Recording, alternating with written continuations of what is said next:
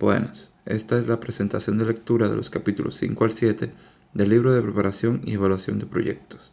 Mi nombre es Jorge Amado Terrero Peña y seré el que les acompañe en este resumen y presentación de lectura. Comenzaremos por el capítulo 5, técnicas de proyección del mercado. El capítulo que aquí se inicia se concentra tanto en la presentación y el análisis de las técnicas más importantes para la proyección del mercado, como en sus alcances y aplicabilidad. El ámbito de la proyección. La multiplicidad de alternativas metodológicas existentes para estimar el comportamiento futuro de algunas de las variables del proyecto obliga al analista a tomar en consideración un conjunto de elementos de cada método, con el fin de seleccionar y aplicar correctamente aquel que sea más adecuado para cada situación particular. La elección del método correcto dependerá principalmente tanto de la cantidad y calidad de los antecedentes disponibles, como de los resultados esperados. La efectividad del método elegido se evaluará en función de su precisión, sensibilidad y objetividad. De acuerdo a su precisión, porque cualquier error en su pronóstico tendrá asociado un costo. En su sensibilidad, porque al situarse en un medio cambiante, debe ser lo suficientemente estable para enfrentar una situación de cambios lentos, así como dinámica para enfrentar cambios agudos. Objetividad, porque la información que se tome como base de la proyección debe garantizar su validez y oportunidad en una situación histórica. Métodos de proyección. El apartado anterior se mencionó que el preparador de proyectos dispone de varias alternativas metodológicas para proyectar el mercado y que la selección y uso de una o más de estas dependía de una serie de variables. Una manera de clasificar las técnicas de proyección consiste en hacerlo en función de su carácter. Esto es, aplicando métodos de carácter cualitativo, modelos casuales y modelos de series de tiempo. Los métodos de carácter cualitativo se basan principalmente en opiniones de expertos. Su uso es frecuente cuando el tiempo para elaborar el pronóstico es escaso, cuando no se dispone de todos los antecedentes mínimos necesarios o cuando los datos disponibles no son confiables para predecir algún comportamiento futuro. Los modelos de pronósticos casuales parten del presupuesto de que el grado de influencia de las variables que afectan el comportamiento del mercado permanece estable, para luego construir un modelo que relacione ese comportamiento con las variables que se estima son las causantes de los cambios que se observan en el mercado. Los modelos de series de tiempo se utilizan cuando el comportamiento que asume el mercado futuro puede determinarse en gran medida por lo sucedido en el pasado, y siempre que esté disponible la información histórica de manera confiable y completa. Métodos cualitativos. La importancia de los métodos cualitativos en la predicción del mercado se manifiesta cuando los métodos cuantitativos basados en información histórica no pueden explicar por sí solos el comportamiento futuro esperado de alguna de sus variables, o cuando no existen suficientes datos históricos. Modelos casuales. Estos, a diferencia de los métodos cualitativos, intentan proyectar el mercado sobre la base de antecedentes cuantitativos históricos.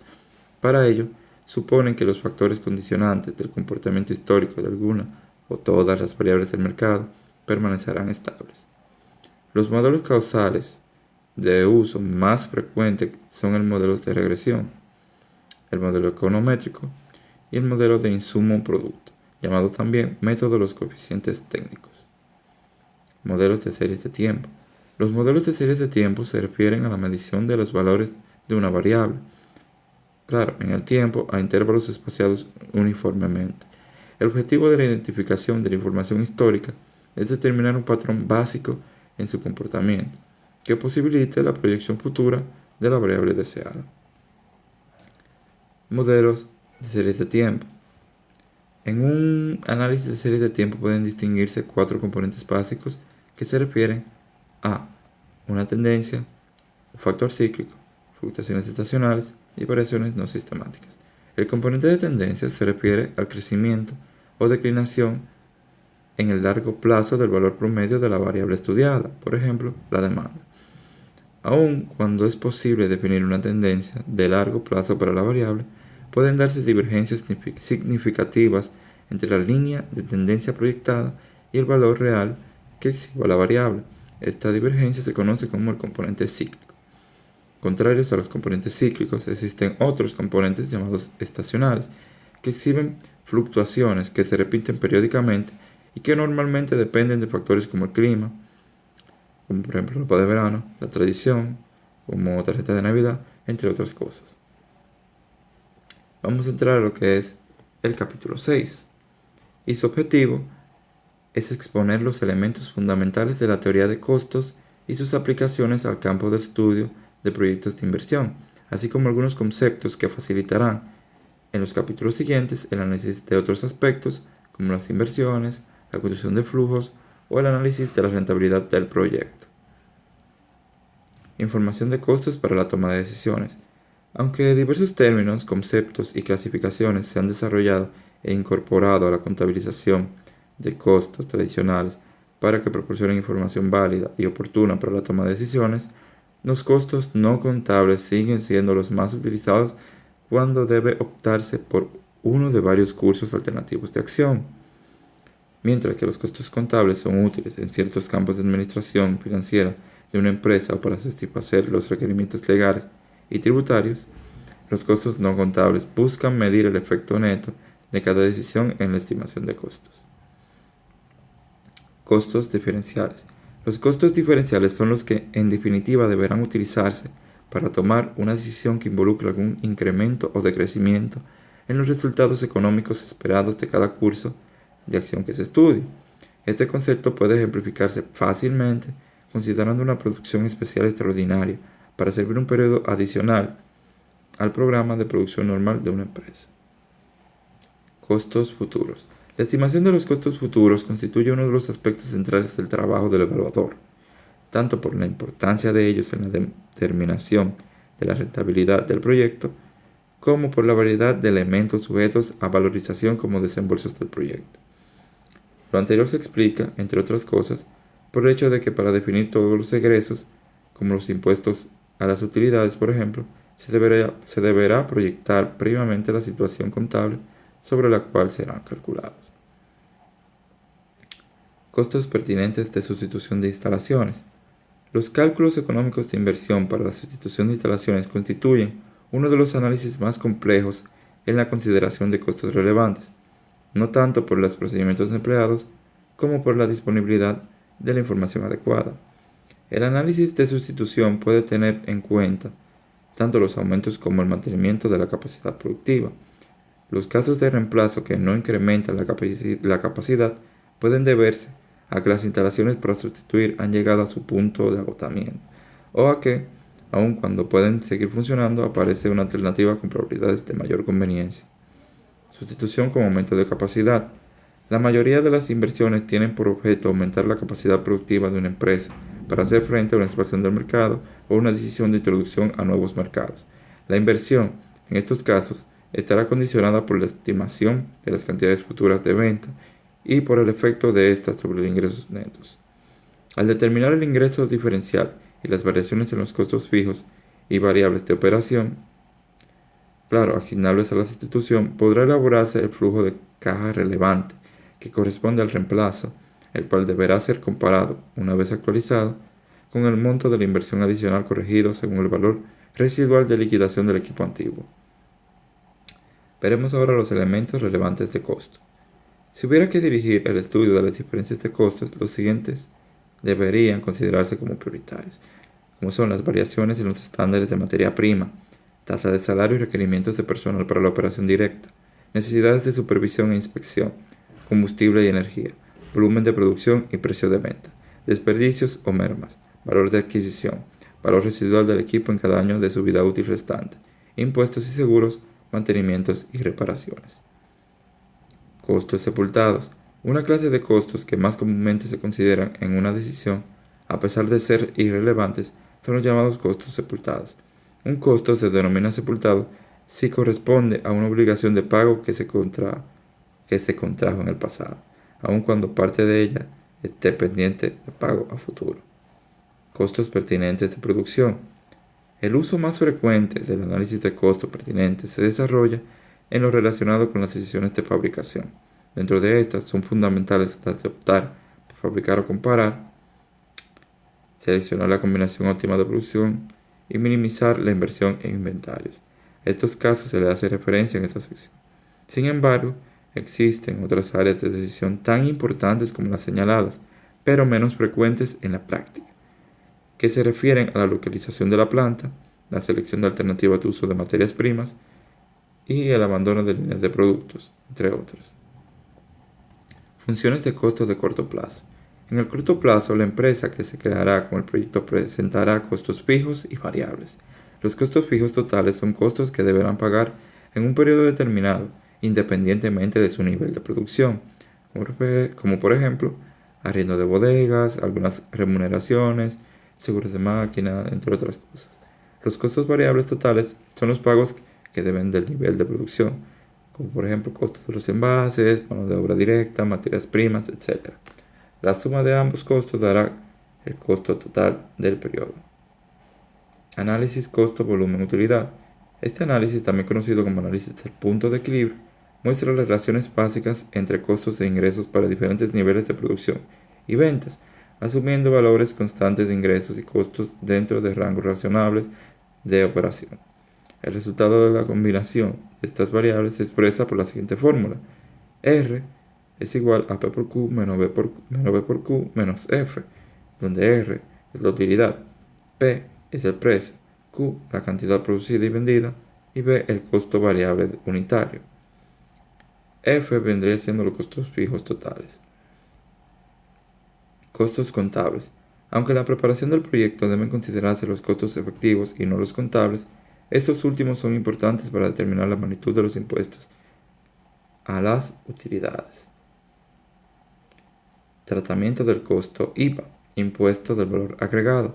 El tratamiento de este impuesto, existente en la mayoría de los países del mundo y que grava los bienes y servicios, puede analizarse en la preparación y evaluación de proyectos de distintas maneras, claro, dependiendo de las disposiciones legales y tributarias vigentes y de los desembolsos que por este concepto deban efectuarse, tomando en consideración su recuperación en el tiempo.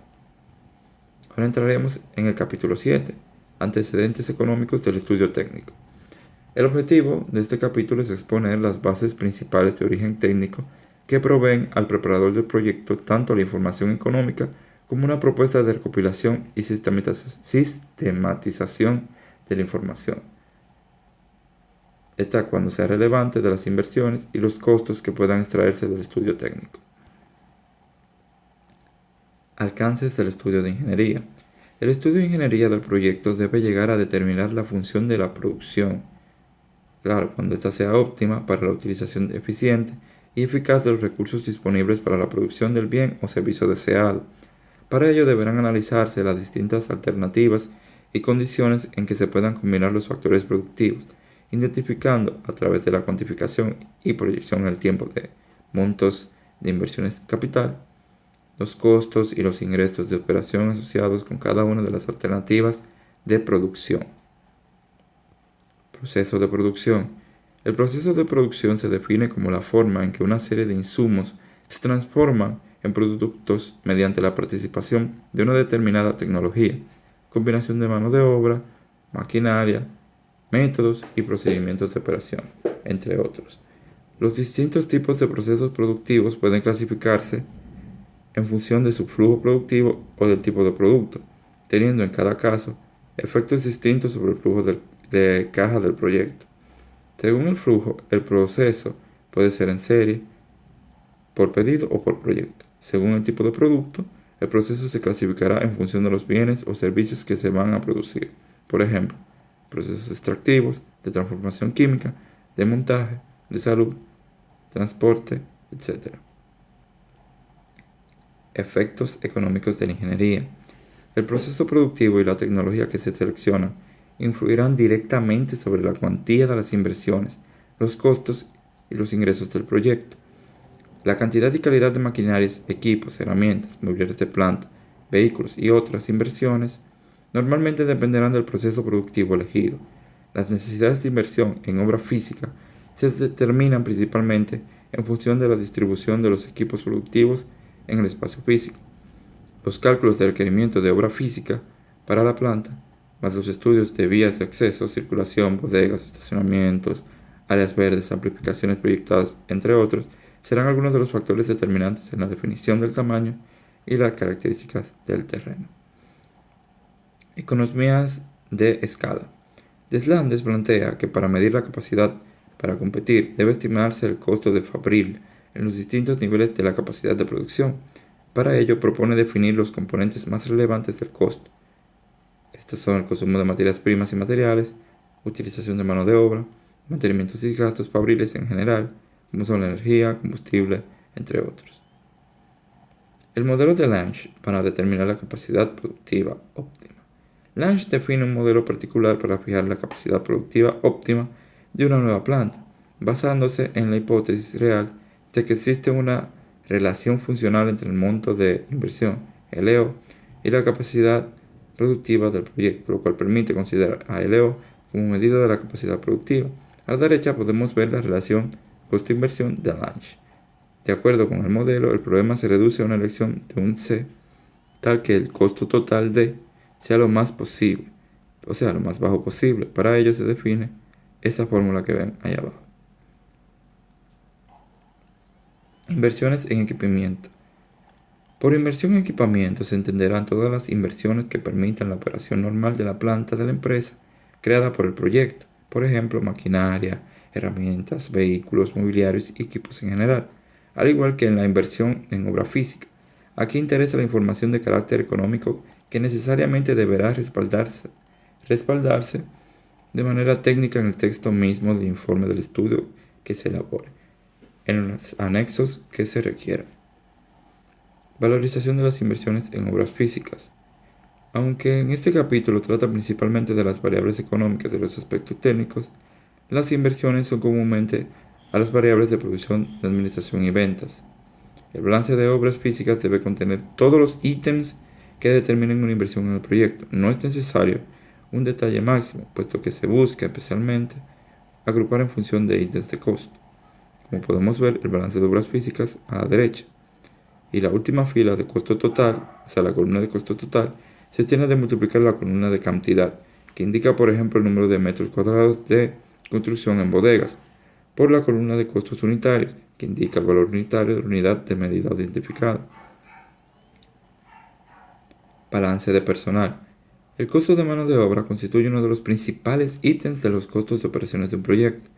La importancia relativa que tenga dentro de esto dependerá, entre otros aspectos, del grado de automatización del proceso productivo, de la especialidad del personal requerido, de la situación del mercado laboral, de las leyes laborales, del número de turnos requeridos, entre otros. A la derecha podemos ver lo que es el balance de personal, una tabla sobre este balance. Otros costos. Cada proyecto tendrá entre sus ítems de costos de fábrica algunos más relevantes que el resto. Según su importancia, será necesario desarrollar tantos balances como ítems lo hagan necesario. A la derecha podemos ver un balance de materiales y un balance de insumos generales. Aquí una toma para que lo puedan ver mejor. Elección entre alternativas tecnológicas. Partiendo del supuesto de que los ingresos son iguales para todas las alternativas tecnológicas, Guadagni propone elegir la alternativa que tenga el menor valor actualizado de sus costos. Según este autor, una alternativa puede tener altos costos de capital y bajos costos operativos, en circunstancias en las que otras tecnologías tienen menores inversiones pero mayores costos de operación. Por esto, el valor actualizado de ambos calendarios de desembolso se modificará con variaciones en la tasa de descuento utilizada. A medida que se aumente esa tasa, sus valores actuales se reducirán, pero a distinto ritmo, puesto que al bajar tasas de descuento, la alternativa con mayores inversiones tendrá un menor valor actual. Sin embargo, para tasas de descuentos mayores, la situación se invierte, siendo la alternativa con mayor costo de operación la que tendrá el menor valor actualizado de sus costos. Hasta aquí ha llegado este resumen. Espero que le haya gustado y gracias por permanecer aquí.